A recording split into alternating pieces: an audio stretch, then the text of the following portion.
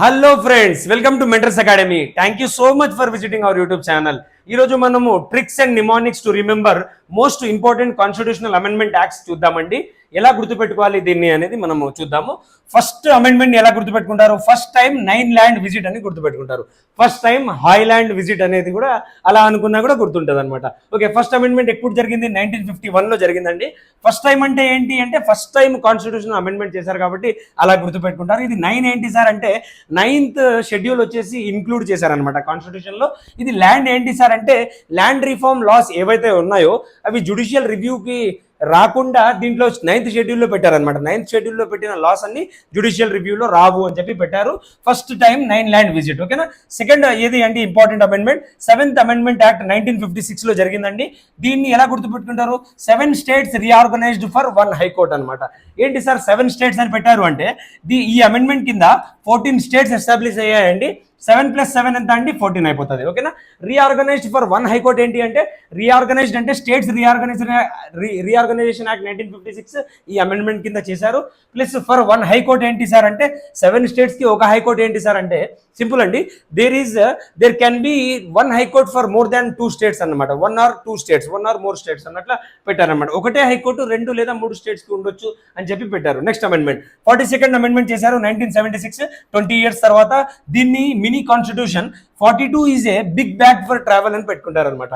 Mini constitution ఎందుకు అంటే చాలా పెద్ద అమెండ్మెంట్, చాలా అమెండ్మెంట్స్ చేశారనమాట దీంట్లో. Next 42 is a big bag for travel అనేది గుర్తుపెట్టుకోవాలి. ట్రావెల్ చేయడానికి ఒక పెద్ద బ్యాగ్ ఇది అని చెప్పి గుర్తుపెట్టుకోవాలి. ఎందుకంటే మీకు క్వశ్చన్ అడిగాడు అనుకోండి, లార్జెస్ట్ అమెండ్మెంట్స్ కాన్స్టిట్యూషన్ లో ఏ ఆర్టికల్ ఏ అమెండ్మెంట్ కింద జరిగింది అంటే 42nd అలా గుర్తుపెట్టుకోవాలి. 44th amendment 1978. 44 the right to property is out of the door. ఇప్పుడున్న right to property out of the door అయిపోయింది అని చెప్పి గుర్తుపెట్టుకుంటారు. ఎప్పుడు జరిగింది? 1978. నెక్స్ట్ అమెండ్మెంట్ ఏంటి? 52nd అమెండ్మెంట్ ఎప్పుడు జరిగింది? 1985లో జరిగింది. దీనికి కోడ్ వచ్చేసి 52 no more defections to my team. నా టీంలో నుంచి ఎవరు బయటికి వెళ్ళకూడదు. You cannot go out of my team. అంటే డిఫెక్షన్స్ అంటే ఏంటి? వెళ్ళిపోవడం అనమాట. మన టీంలో నుంచి వేరే ఒక పార్టీ నుంచి వేరే పార్టీకి వెళ్ళిపోతారు కదా, కాబట్టి అది పోకుండా డిఫెక్షన్స్ చేశారనమాట. తర్వాత 61st అమెండ్మెంట్ యాక్ట్ ఎలా గుర్తుపెట్టుకుంటారు? 1989లో జరిగింది. 6 to 1 అని చెప్పి చెప్తాము. లెట్స్ ఓట్ వెన్ వీఆర్ 18 అని చెప్పి గుర్తుపెట్టుకోవాలి. లెట్స్ ఓట్ వెన్ వీఆర్ 18 అంటే 61st అమెండ్మెంట్ యాక్ట్కి రిలేట్ చేస్తుంది అనమాట. Next 73rd constitution amendment act ఎప్పుడు జరిగింది అంటే 1992లో establish. 73rd 3 tiers for panchayats అనమాట. ఓకేనా. 3 tiers ఫర్ పంచాయత్స్ ఏంటి? 3 tiers ఏంటి సార్ అంటే పంచాయత్స్లో 3 tiers ఉండాలి అని చెప్పి కాన్స్టిట్యూషనల్ అమెండ్మెంట్ చేసి పెట్టారనమాట. ఓకేనా. Next 74th amendment 1992. 74 for the cities future అనమాట. దీన్ని ఎలా గుర్తుపెట్టుకుంటారు? ట్రిపుల్ ఎఫ్స్ అని గుర్తుపెట్టుకోవాలి. 7లో ట్రిపుల్ ఎఫ్స్ ఉంటాయి అని చెప్పి. ఏంటి 74 అంటే 4 ఫర్ ద సిటీస్ ఫ్యూచర్ అనమాట. ఓకేనా. 3 Fs కలిసి వస్తున్నాయి. ప్లస్ 86 కాన్స్టిట్యూషన్ అమెండ్మెంట్ యాక్ట్ ఎప్పుడు జరిగింది? తర్వాత 92 తర్వాత 20 yearsకి జరిగిందండి. ఎప్పుడు ఎలా గుర్తుపెట్టుకుంటారు? ట్రిక్ ఏంటి అంటే లేన్ 8 + 6 = 14 అనేది గుర్తుపెట్టుకోవాలి మీరు. 2 ఫిక్స్ ఆర్ ఎడ్యుకేట్ అనమాట.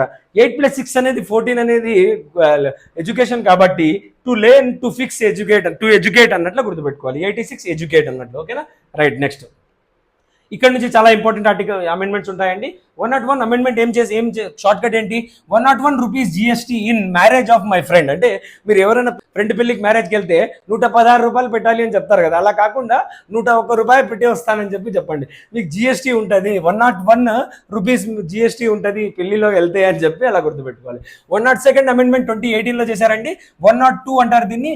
ఎలా గుర్తుపెట్టుకుంటారు? OBC స్టేటస్ ఫర్ యూ అని మీ ఫ్రెండ్కి చెప్పాలి. అరే బాబు నీకు OBC స్టేటస్ ఇచ్చారు 102 ప్రకారం అని చెప్పి గుర్తుపెట్టుకోవాలి. ఓకేనా.